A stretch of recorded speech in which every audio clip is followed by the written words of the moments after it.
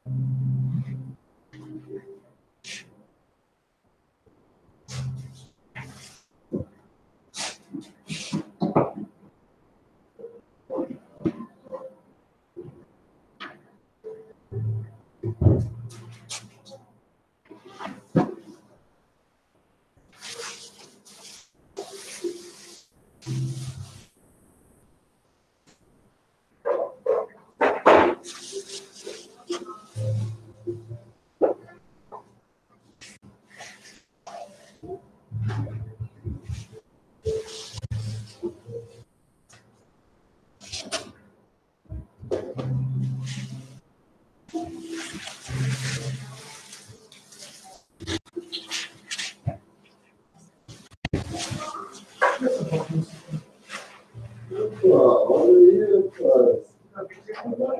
Voltou no Brasil. Voltou no Brasil motivado e não se dá, né? Olhando desse jeito.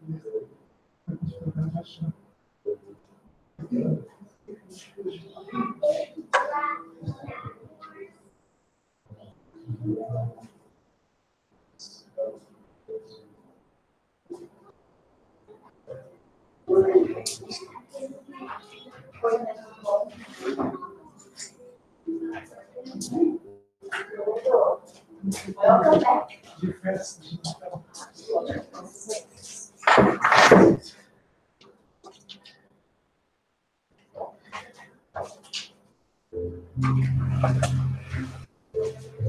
Eu já tenho.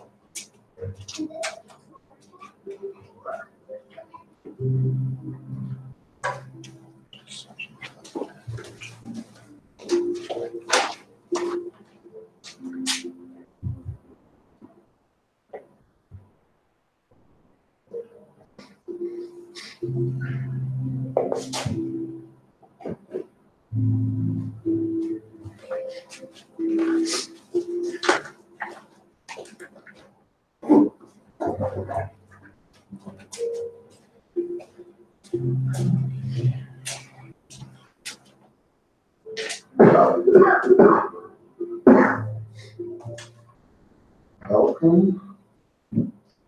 We'll get started. Otherwise, we will run out of time for the whole presentation. So, I invite you to close your eyes.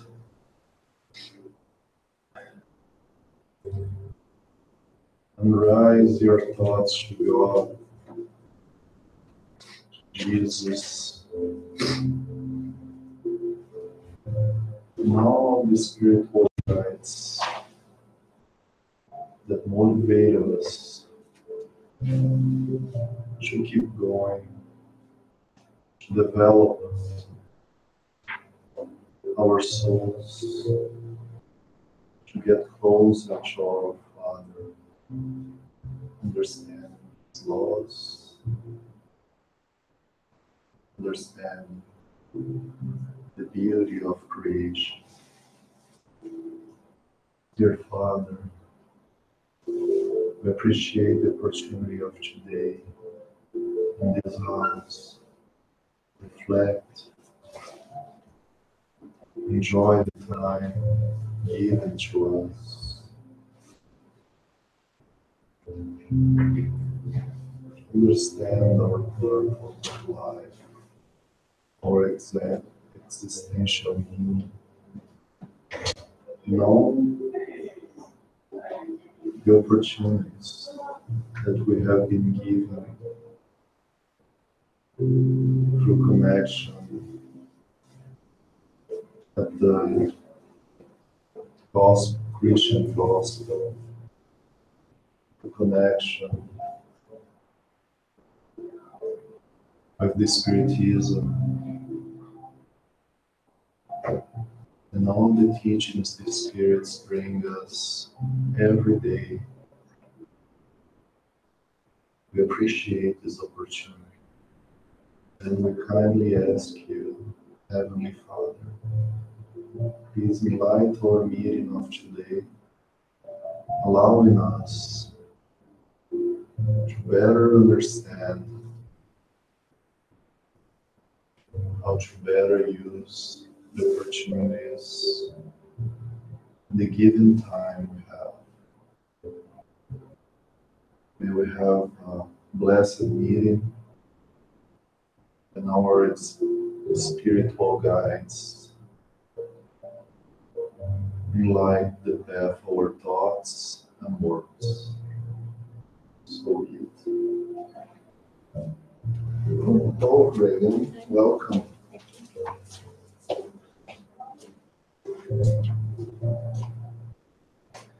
So,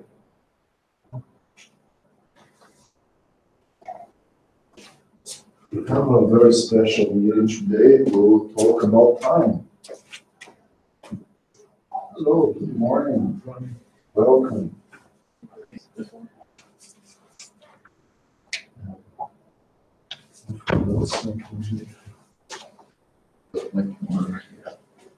So, time belongs to God. We'll try to develop a conversation or some reflections today about this so important gift that God has borrowed us or lent us. We borrowed from God. So the meeting today is based on the Time Belongs to God of Projeto Spiritizar Seminar, the Genesis, Allan Kardec, the Spirit's book from Allan Kardec, and a message from the Spirit Honório, which is in the book Vozes Alerta. There is no translation yet. And once again, we would like to just thank the Projeto Spiritizar for this opportunity of reflecting so beautiful messages and bring us the true reflection through Spiritism about this important subject. So to start, we'll read a quick message from the Spirit Adalia, just to harmonize a little bit, and then we can start our reflections. So, useful hour. The Spirit Adalia, psychography of the medium Afro Stephanie II. I have waited for you with the open door of my heart, but I saw that you were hurrying in your interests and asked myself, what what the objectives of such hurry should be. I went to meet you, and I saw that you were anxiously behaving without thinking, but almost mechanically, in the face of the commitments of your daily needs. I thought, did you not see me?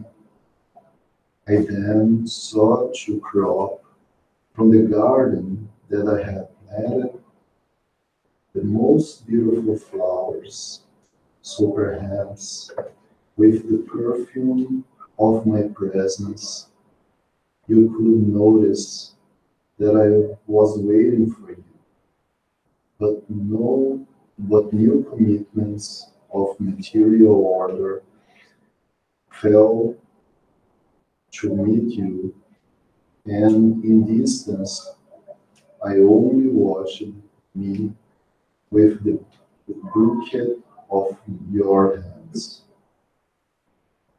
not a sign. You came back soon to be weary and tired. I thought that maybe in front of the almost slow destruction of your activities, you had thirsty, and I went to get the glass of clear water to offer you. You just looked at me and took a small swallow. Not even your smile I could sense of relief or peace. Why do you deny me by putting the interests in what is transitory? Why do you not hear the voice of my appeal? The sun runs fast and the moon is ended, but you seem not to realize that I will always be here with open arms, with open doors, waiting for you in the name of good and love. Your sister, beautiful hour. It's a beautiful message. We usually don't understand what is useful in our lives. And the claims keep coming and we keep denying. Unfortunately, that could be happening this presence, but I would like to invite you all out to reflect a little bit more about it today, because today we have the special opportunity of understanding our time here, and our time as mortal spirits. So as initial reflection, we'll make a few questions here and just answer to yourself, reflect to yourself.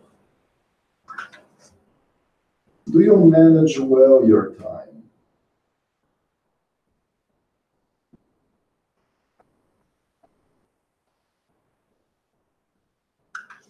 How do you feel when you run out of time?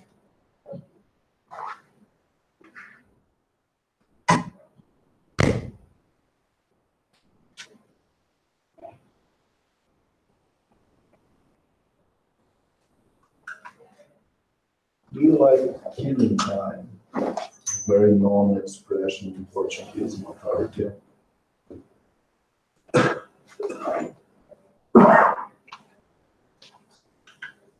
What is the most important thing for you to spend time in? This is a very important question. What is the most important thing for you to spend time in?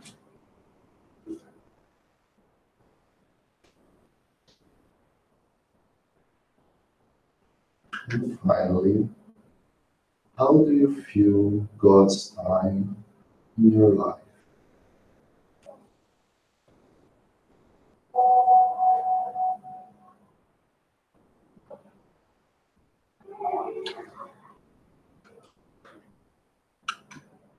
What is time? What is time? Does anybody could let me take it out, otherwise eu vão ficar colando. What is time?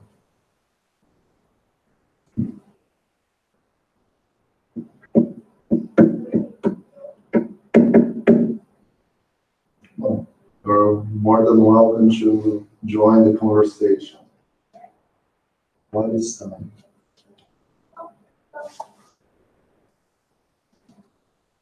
Alive. To be alive, I guess. To be alive.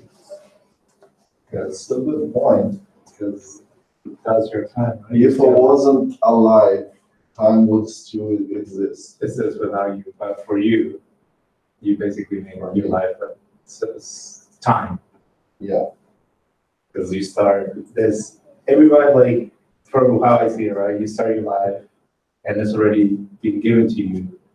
That's your time. You might die sooner than other people, or you might die later than other people, so your time is always there in the human sense, right? In the incarnated. Yeah. Okay. That makes sense. But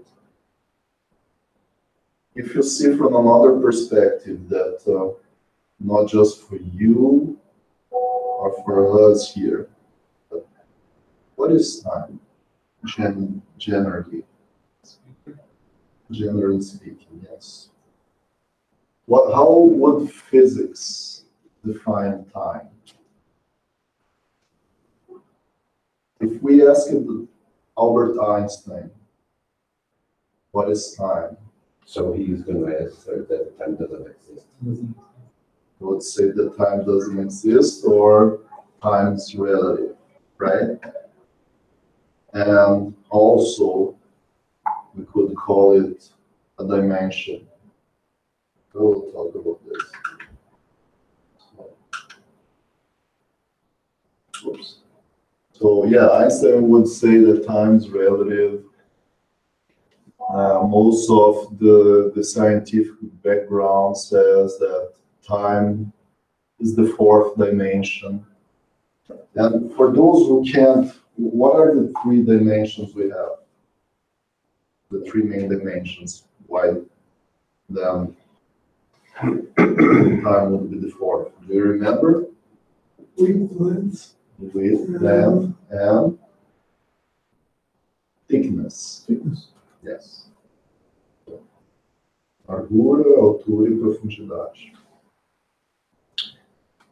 And to give a little more idea about it, I could see this little video. It's kind of reflect of the.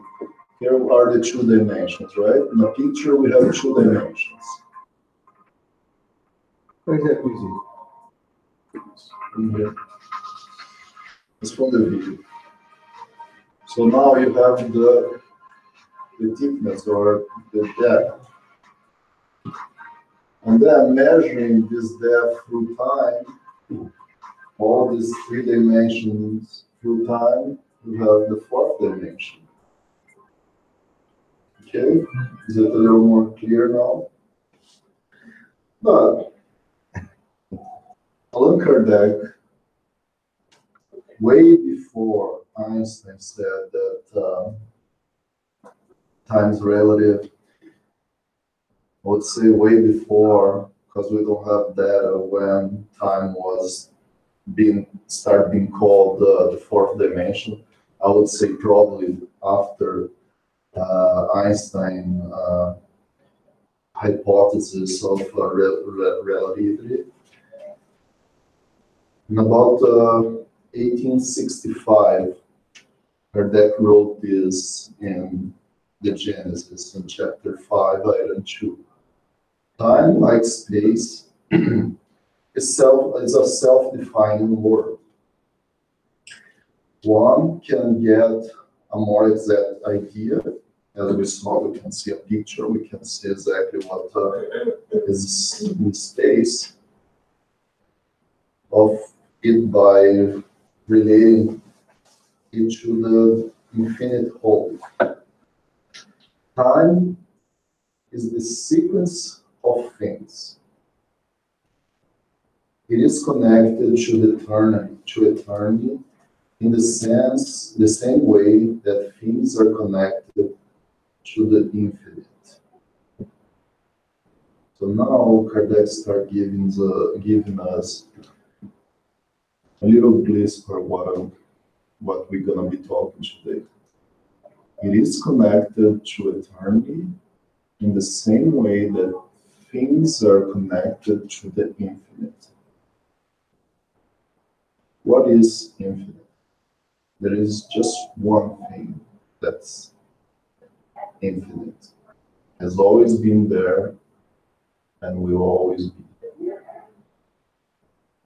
What is it? God. God. Exactly. So basically stating that time is a way to connect to God. Because God didn't exist, time wouldn't exist, we wouldn't exist.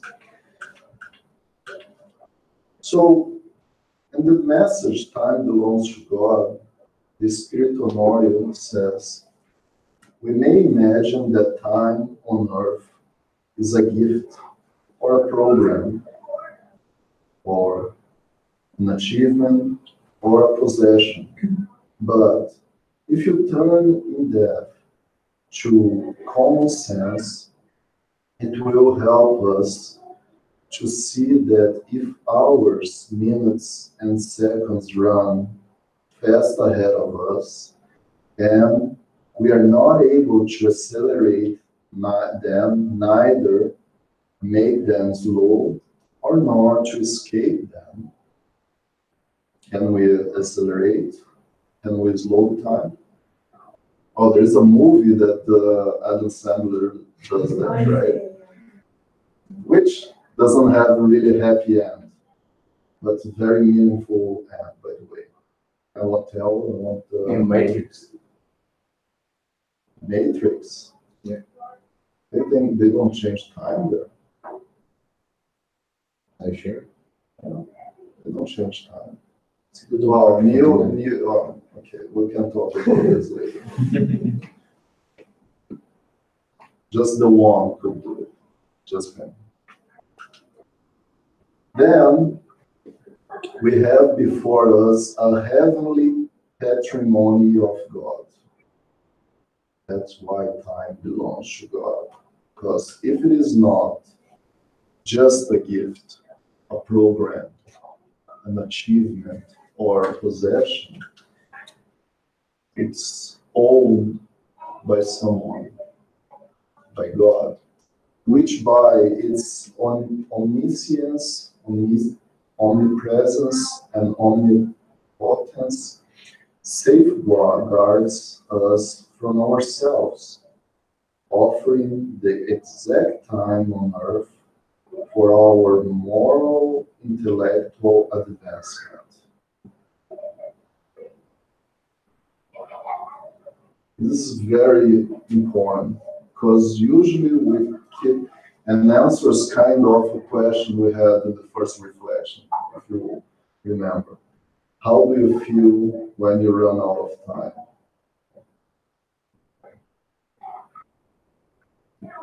If we are given the exact time to do what we have to do, why we are always in a rush?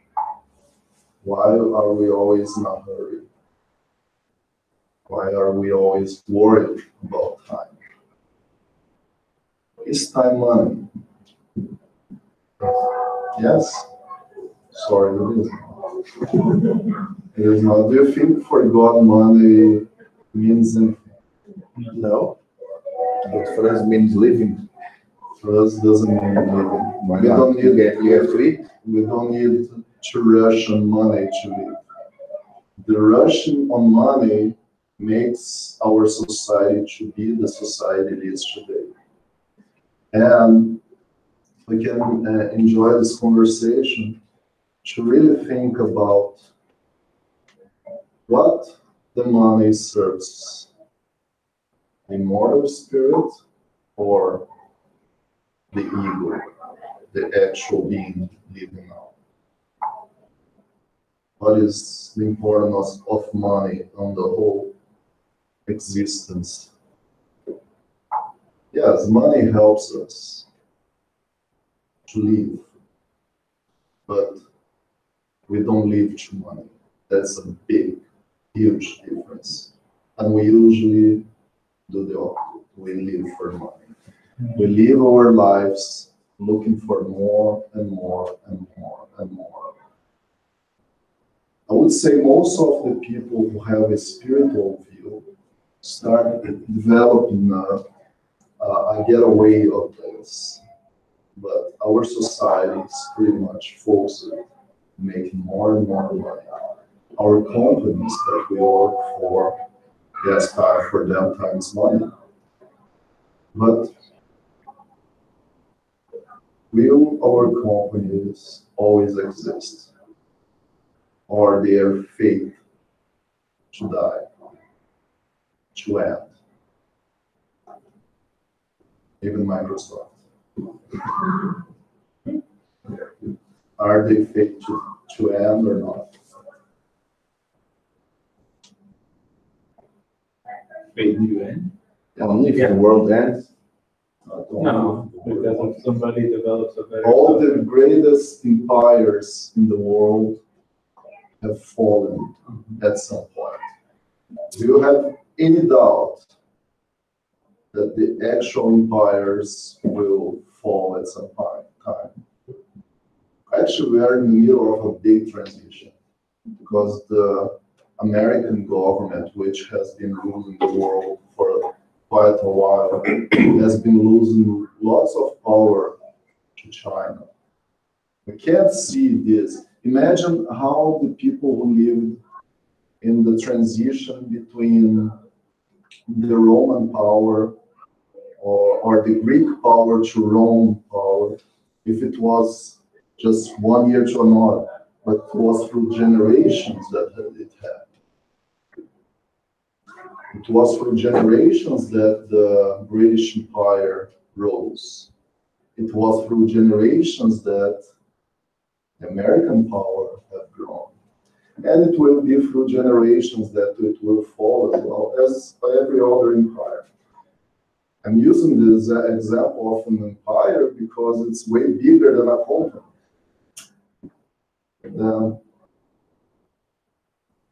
Are we doomed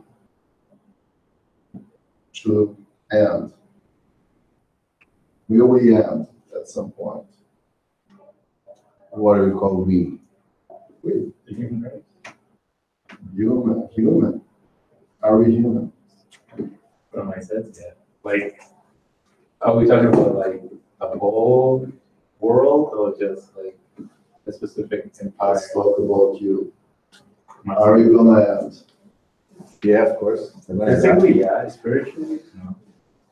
So you want to end because truly you are in the spirit, right? Yeah. So you will just finish as the day rises and the night falls. You will just change from one life to another, but your essential being will always be there because it can be killed, can't. So if it can't be killed, But that's our spirit. We talk about humans. Humans are. I didn't say humans. Did I say that? Yeah. No. I was gonna say humans. You are a spirit. You are now Marx. You're now Marx. But you have been other Marcus, even Eric, whatever, in the past, and you will probably be other Marcus or other in the future. But right now, you're not doomed to end.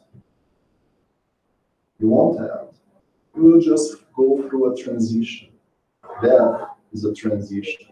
And the way we see death these days is why we suffer so much about it. Is that we are always scared about death. It's just a transition because the true thing, the true being who matters, will still be alive.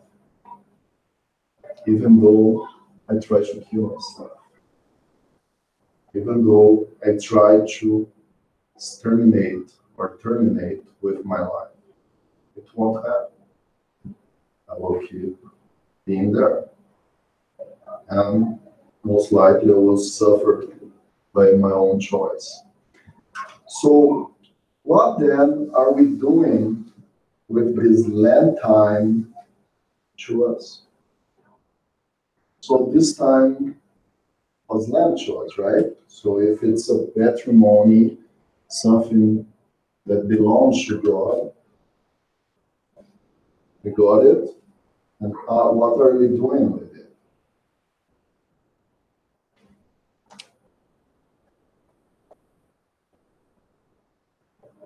That's still Honor you asking during the message. Well, if we do reflect, time is not ours. God owns the time, and time is not a divine gift. Time is a loan from God.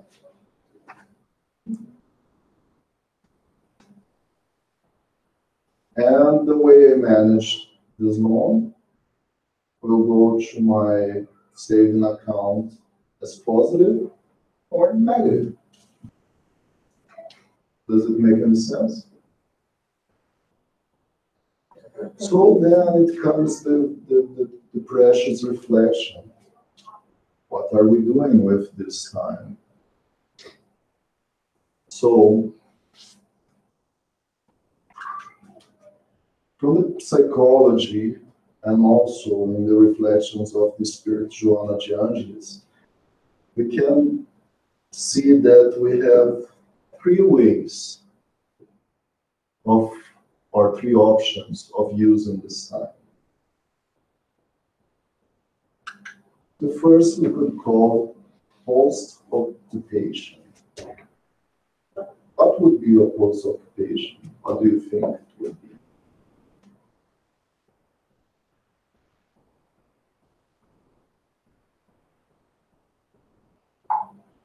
Very self-explanatory, please. Right. Am I occupying myself with something that happened in the past? So, something that already happened, and I keep using my time to live that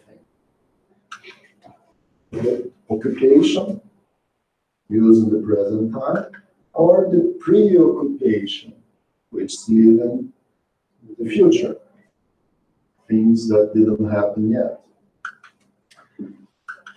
And the post-occupation is the one complains in relation to what one did or did not in the past.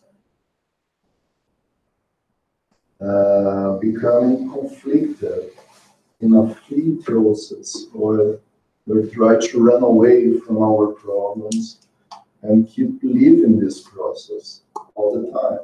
Do you know people who always live about their guiltiness of, they think that's the guiltiness of the past, and that they live this life about, I don't deserve it, I'm not a good person, or things like this. Have you ever seen this? Or the opposite. I did something good in the past, so now I deserve all the best. Have you seen people complain about, why am I suffering? I was such a good person, I was helping everybody, I was giving money to the poor, was doing my charity for soup. I was doing soup at the corner at minus 31st, 31, sorry. Minus 31 at the December 31st. The preoccupation is a fixation in the future time, being distressed by becoming, creating unnecessary conflicts, and much anxiety, because one wants to control the time. Do we do it? Actually, does our society forces us to do this way, to work this way? You have to be concerned with Your future. your future when you are young, so you have to choose the right profession to study. And then you have to be concerned about marriage, and then you have to be concerned about mortgage, you have to be concerned about keeping your work, you have to be concerned about all this thing, and then kids, and then keep coming. And always concerned about something that didn't happen yet. And that's the problem, because our main focus goes away with this, which the present time, exercising the discipline for the good use of time to evolve, freeing oneself from conflicts. If I well use my time right now, in any way my future is going to be damned? No, because I'm well using it. I'm not saying that program is not correct. What I'm saying, for example, is right here, right now. You're having the opportunity of using this time that you're given to come here, and then you start being worried about what you're gonna do tonight. What are you gonna cook? What are you gonna be doing with kids? What are you gonna be doing tomorrow? And you're not enjoying present time. Or you start burning this time thinking about something that happened. So for example, Eric said something here that reminds you something that you have done yesterday or something that you have done 10 years ago, and you keep worrying yourself, post-occupation yourself, not with the current time, but with the present. So we oscillate like a clock going from one side to another, but usually we use very badly the present opportunity that we have. And this is what we are really here today for, to understand if we are doing it and why we shouldn't be doing it. Well, I guess we try to, till now, to explain why we should not be doing it. Mainly because time is not ours. So enjoying the time that has given to us is one of our missions in this present life. So what is the reason between living and performing? Many men, without being holy in what they do, in what they think, and in what they realize, believe that they are seizing time by only the succession of events in their lives. It is not an external act to prove the use of God's time, but it is a state of gratitude. Is gratitude something external or internal? We studied this virtual November, October, November.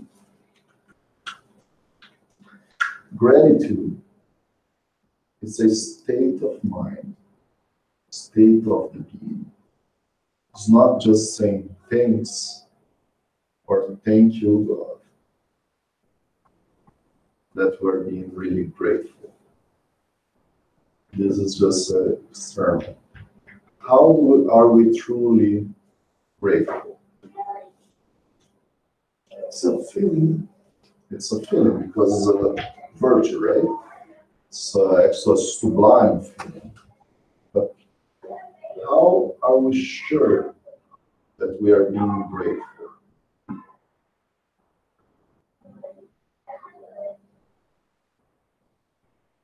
It's pretty hard because in our state of evolvement right now, it's not something that we live all the time. It's very, very rare. Actually, can point some little people who did it. For sure, Jesus. Maybe Francis, even though he wasn't a pure spirit yet, or even Joanna de Angelis, or less incarnation. So superior spirits can whisper a little more what is true gratitude. But the more the spirit grows in gratitude, in the circumstances of life offers, using time to accomplish the good of self and neighbor, the more it is connected with God's time. So that's what we call plenitude, peace of mind. When we really are peace of mind and through connection to God's time, we're really being grateful. That's why our concept of gratitude today is so poor, as Joanna de Angeli explains us, because we are still thinking that being grateful is just saying thank you. I'm not saying that that's a bad thing, but what we are invited to investigate is, am I doing it mechanically?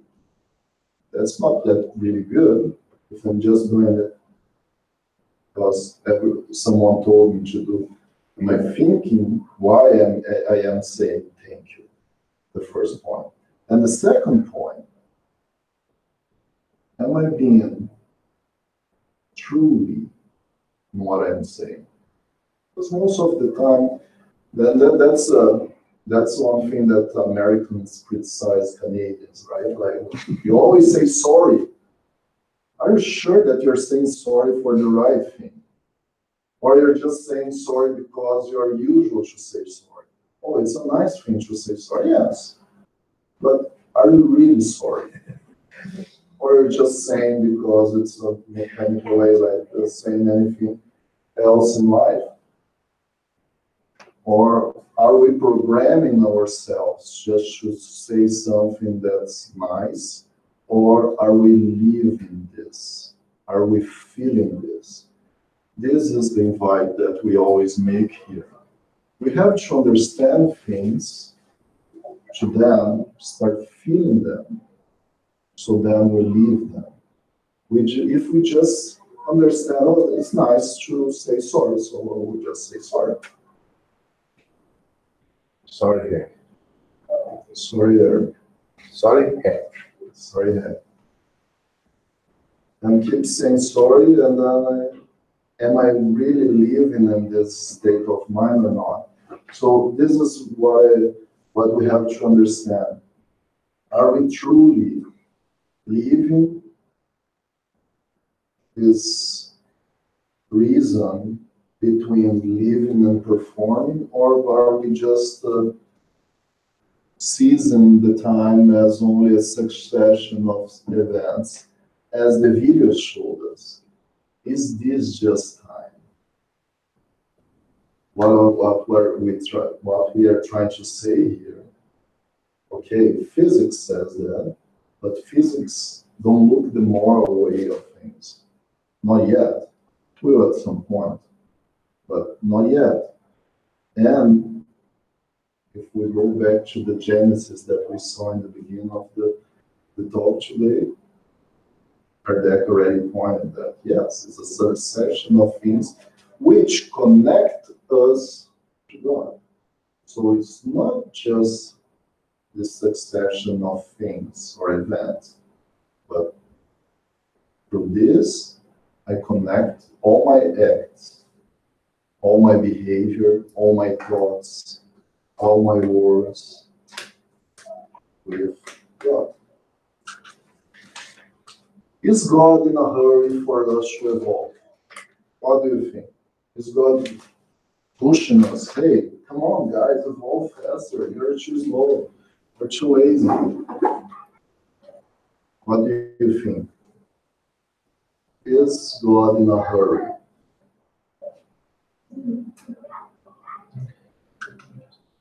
God really is not in a hurry for us to evolve. But why does He offer us so many and infinite opportunities to evolve? Here and now. Here and now we are having lots of opportunities, infinite opportunities to evolve. He loves us and created us to be happy. It is in the question 115 of the Spirit's book. He is not in a hurry, but his invitations are non-stop. Will never stop. Because that's the way we connect to him. One of the ways we connect to him. In the sense of using as much time as possible in a beneficial way to reach an ever greater level of happiness, out of love. All the time he invites, offering every opportunity for providence and divine providence. Should be previdence here, sorry. Previdence, so looking for the future time and the present time for providence, so that we can reach the goal that's signed in our conscious. That's basically stating the question 115 in another way, but the same, just saying the same thing. So enjoying God's time, the time He gives us in every second to fulfill the mission of achieving perfection and pursue pure and eternal happiness, avoiding this to become an intimate pressure and or free process. We are not here to rush anything. We are here to enjoy the opportunity. That's basically what we are trying to understand. We are trying to fulfill and to create pressure in ourselves, to flee, to try to bypass the process won't help. Actually, it will create more damage. If there is a way to do something, we have to do. There is no shorter way or a bypass way. We have to do what we have to do, as they say in English. Therefore, there is no time management, since time doesn't belong to us. What we can manage are the choices we make in time. Remember one of the questions at the beginning? How do you manage your time? We always have this statement, I have to manage well my time. No, I have to manage my choices. I have to manage my actions. I have to manage my feelings. I have to manage what I'm gonna create. Not the time, because I can't manage the time. The time is there. It's my actions against the time that I can manage. Does it make any sense?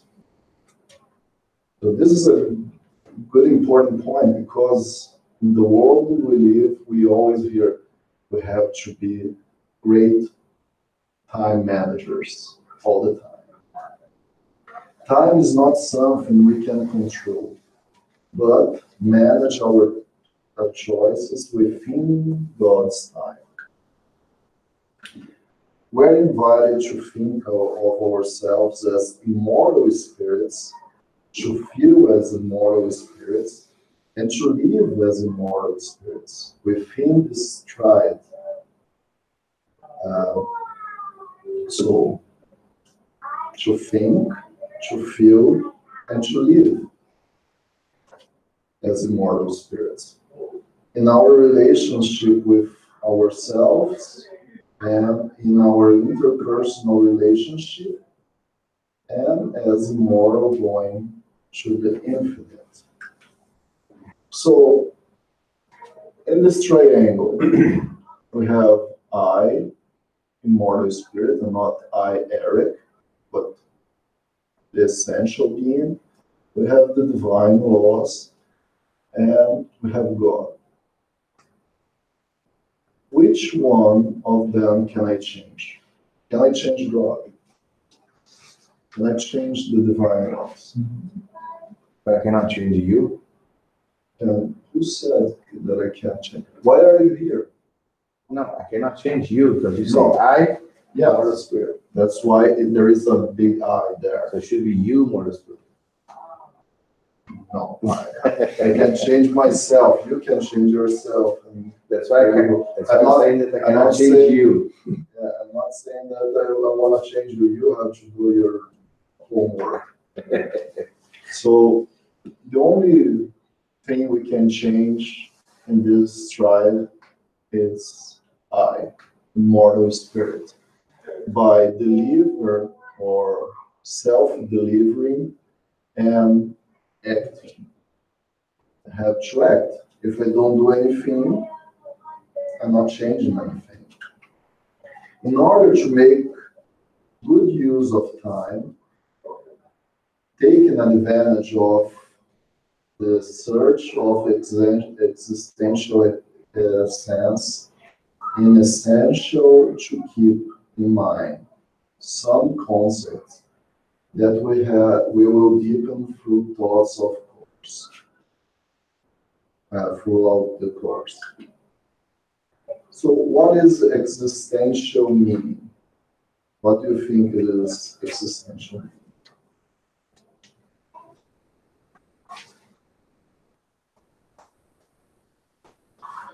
What is this meaning? The reason of your being created, or the reason why you were here? Is the greatest meaning of immortal spirit. Not just the life we are having right now, but my whole existence. So why am I here? Why are we here? Why we are here? Yeah, To evolve to evolve to what? happiness. To get closer to God, and getting closer to Him, we will find Happiness. this is the existential meaning. And then we have an existential program, which is living the program we have for this life, right now, what I have to do in this life. And what do I have to do in this life? You said before, evolve. Have to evolve through delivering myself to the divine laws and acting through it, as we just saw in the triad before. So we have to figure out what are the laws, and then submit myself, but not in a passive way of submission, but in an active way, working hard to apply the divine laws in my life, right? Just as we know that gravity will make me fall if I jump from the building. So I will apply this law in my life and I won't jump from the beauty. So the law of fraternity says that when Jesus taught us that we should love one another, should love one another. Why do we hate some people? When we are doing this, what's going to be happening? I'm not applying the law. So then I hurt someone and get hurt. And then I complain that God's being unfair with me because I'm not happy with it. But I just said that I hate someone. This is to think about. What is existential purpose? And this is well related to what we talked about in money before.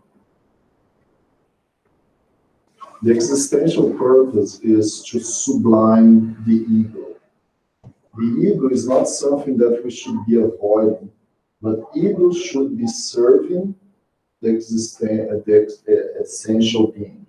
So this life has a purpose to sublime my essential being.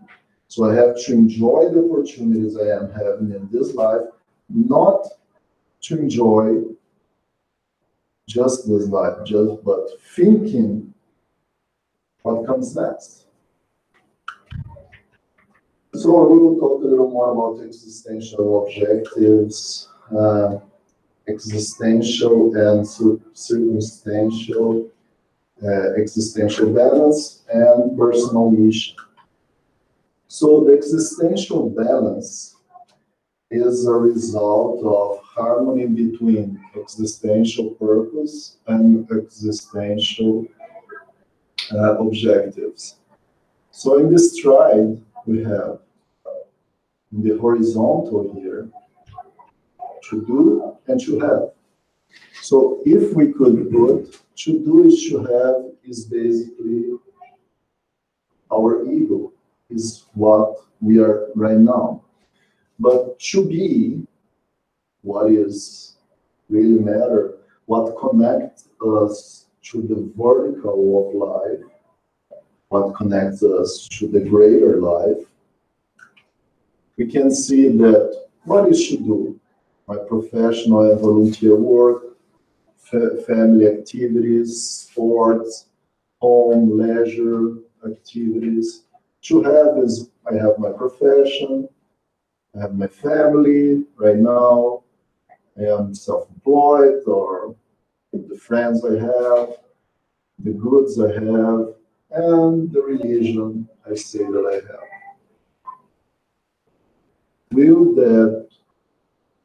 Will I carry on that after I die?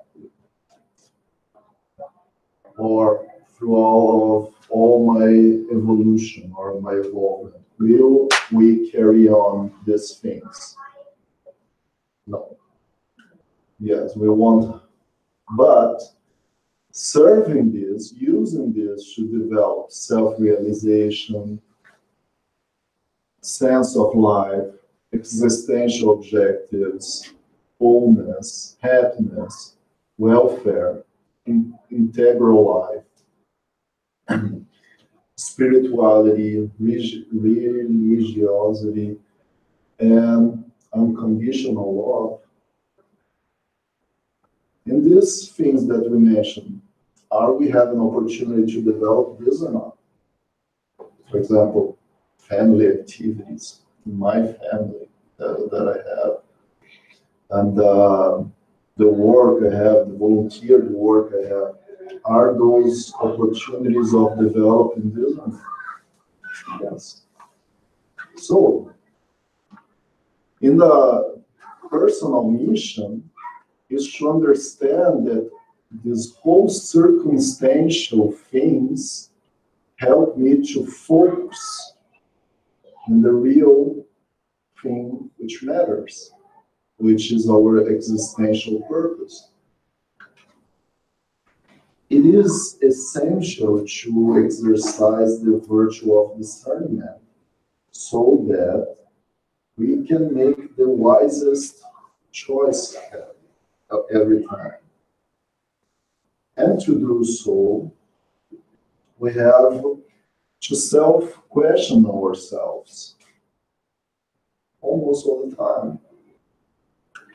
And we're almost finishing, but to give the idea what kind of questions we should be asking.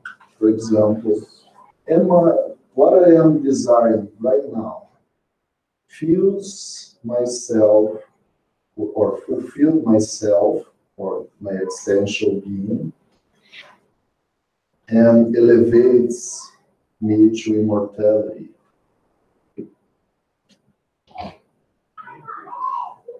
That's a pretty tough question. What I am desiring right now is 99% it's no. so that's why we keep saying we live in a superficial society, which doesn't look forward after this. And I'm not saying that we have to live the forward, but we have to live right now for the forward, as we saw before, to occupy ourselves correctly, not to post-occupy or preoccupy. What do I want to retain or to keep now builds me immortalistic convictions. So the car that I wanted to buy or the new house that I want to retain or whatever builds me immortal point of view or immortal convictions. Most likely 99% is going to be a no as well. What I am interested in now, does it contribute to my, sorry, let's repeat it. Does it contribute to my freedom from the influence of matter?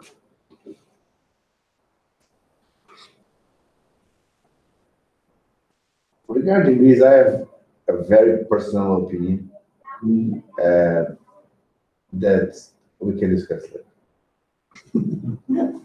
We'll have some time if you're not sure with I think everybody.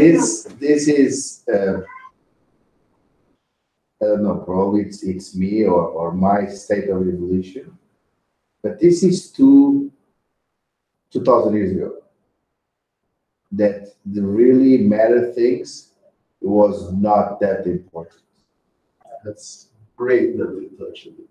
Because what we try to do in the Spirit Center is live the true and pure Christianism, not what we transformed it over these 2,000 years that you said. Yeah. And what we have done in these 2,000 years have corrupted our minds, our beings so much that now we are suffering so much to see this applicable. Because I believe that you can desire things that doesn't fill yourself and invite some mortality, but although you can still do way greater things that it not elevates you only yourself, but can provide others to elevate. What kind of way greater things? Like, for example, it really depends on, of course, of the person or the immortal spirit. But we have right now, in this world, at this present time,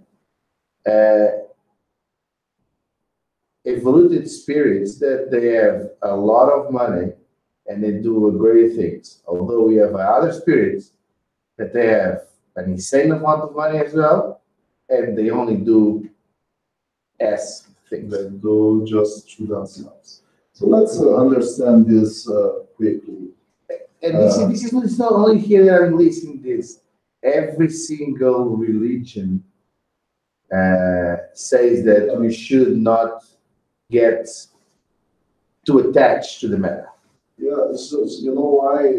Because this attachment that creates from what you're saying is basically saying that money will solve this spiritual problem, and it doesn't. It doesn't.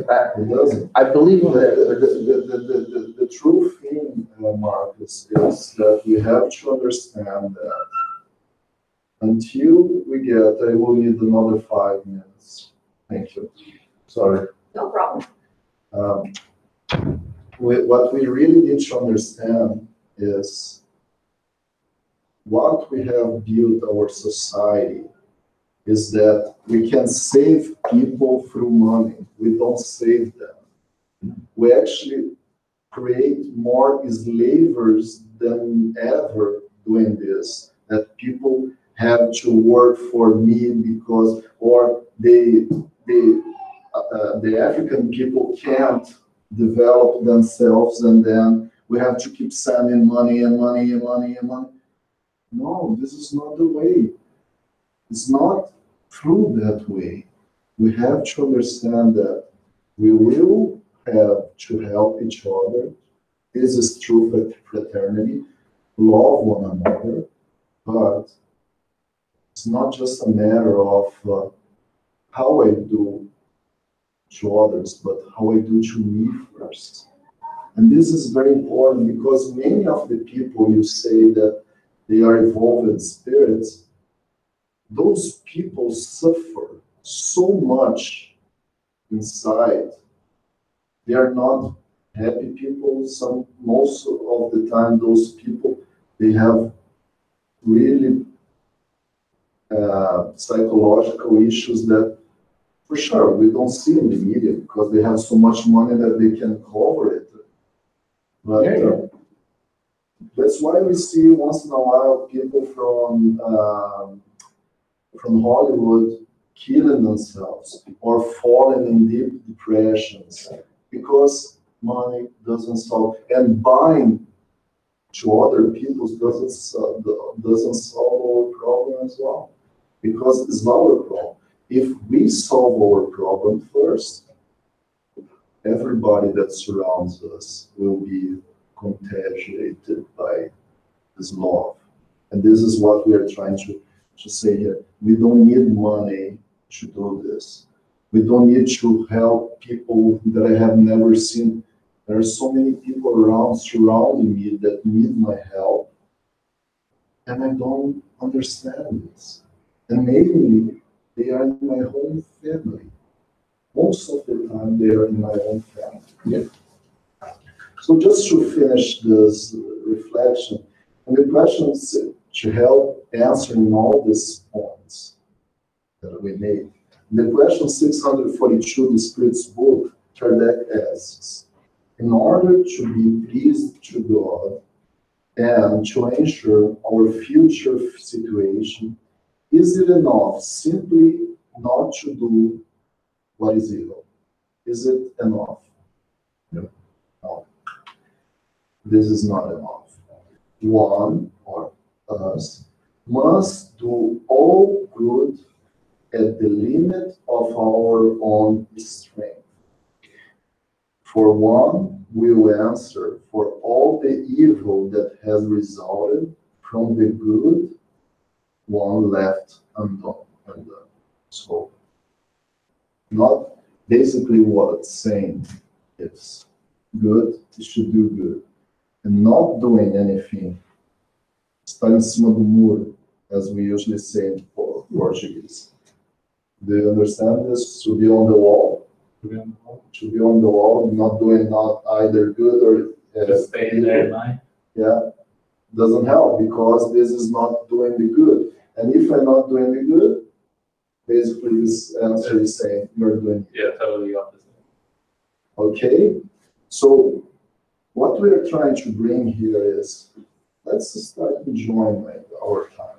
I'm gonna confess to you that this is the second time I'm basically presenting. It's not the same presentation I made last Monday, but I gotta tell you, in a week, after studying and understanding more of this, I could touch more and more my own heart, because this is very important. That's why I said 5 minutes. Is that 5 minutes already? Okay, just let me ask, is there any other question or comments? We can talk about it after the classes as well. So come on, guys. Bring it on.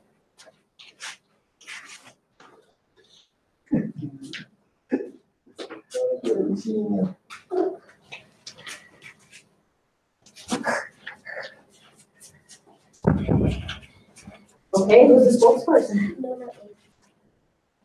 You, come on, you wanted to do the drama lessons. So what did we do today? What book did we read? Wonder, Alan there. Not wonder. We are all wonders, right? Yeah. Yeah. And then what do you guys have in your hands? Bookmarks. Okay. That we just made, right? And what's different about those bookmarks? Yes. Everyone wrote something nice about that person on their bookmark. Each other, right? Yeah. Right? Something We did. fraternal, something that says we're treating each other like what? Yes? What is fraternity? Treating each other like what? Brothers and sisters. Good job. So Sophie got one for David too. Thank you. Thank you, guys. Thank you.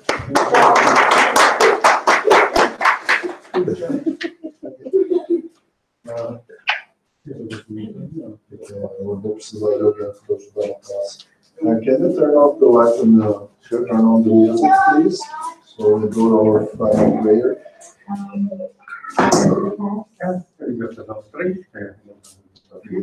Não, pode ser isso.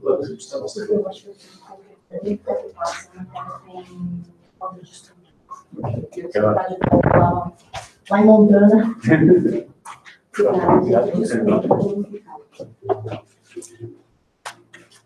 So, once again, I invite you to close your eyes.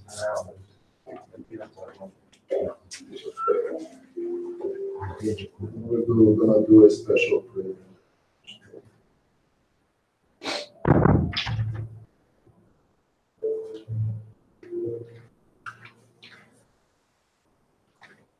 Lord, eternal creator of love, infinite, we are in time of your own goodness. Offer us to evolve constantly.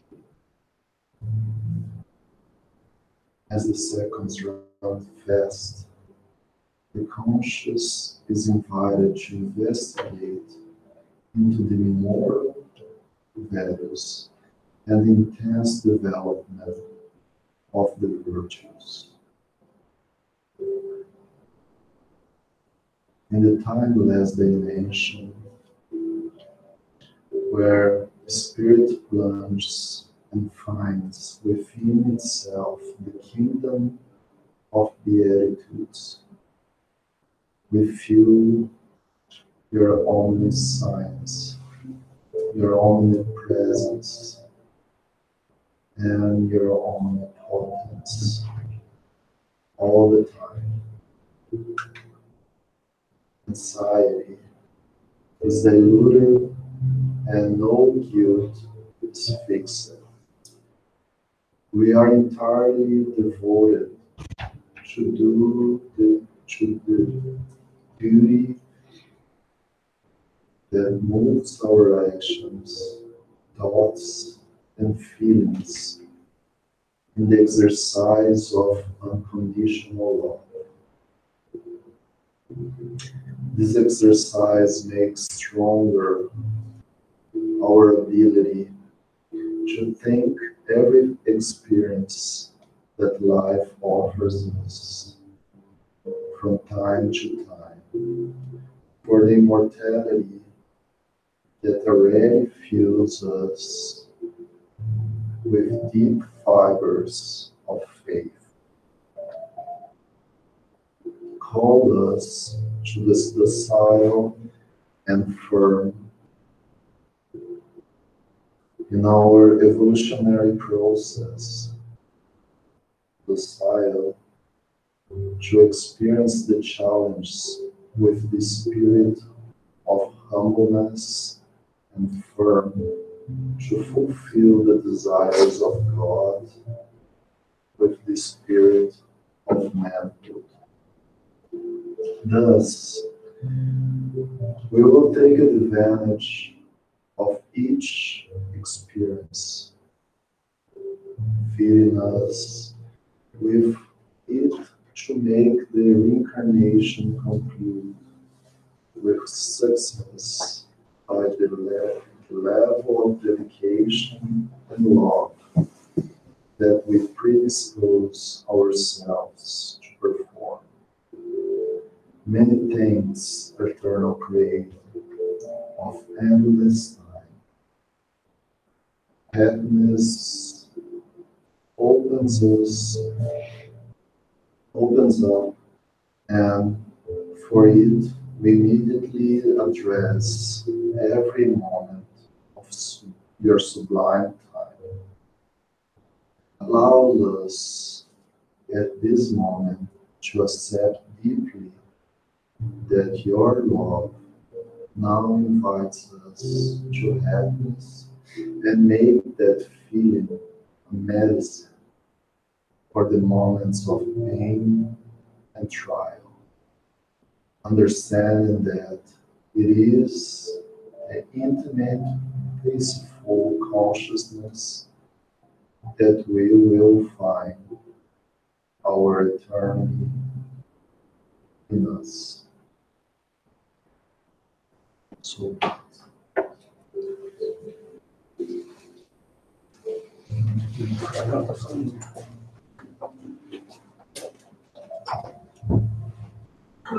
okay.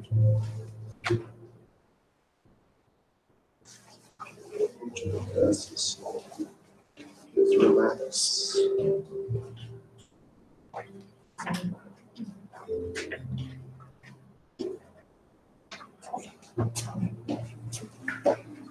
Vai fechando só. Só. Filho do Pai, por sua profunda gratidão,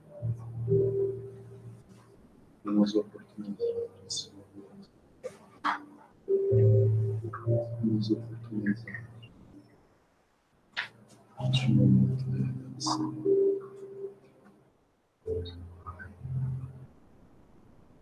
Que as leituras espirituais trabalhem exercício melhor forma, que nós possamos ser nossos inimigos de água cristã em suas mãos,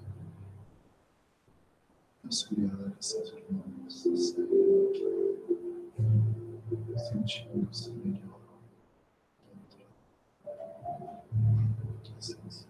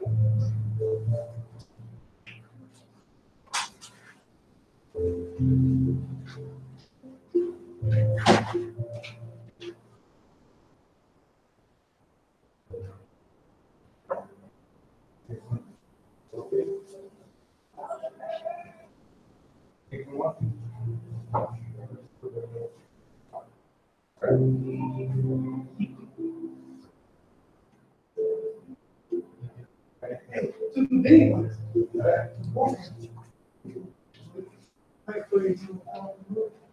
Foi ótimo,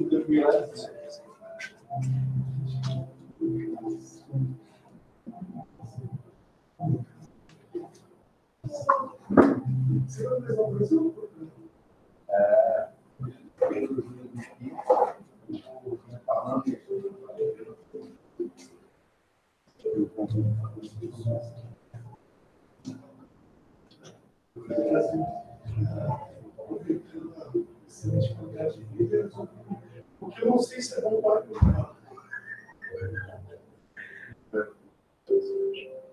o futuro de trabalho.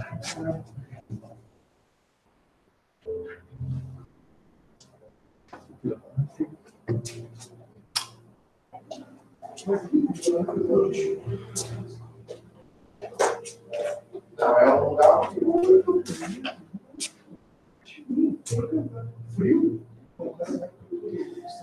É, frio. Frio, né? Eu não pensei não sei se é por causa de questão do microfone. Se não passar lá, o microfonezinho já não funciona mais. Eu puxei o fio para cá, para cá, mas eu não dá diferente, né? Eu tenho uma de extensão, só para desconectar novamente.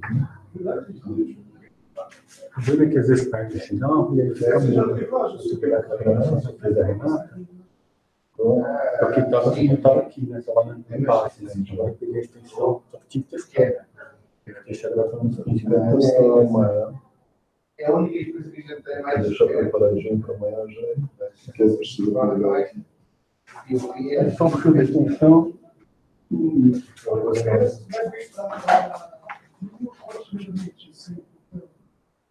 Menores de idade.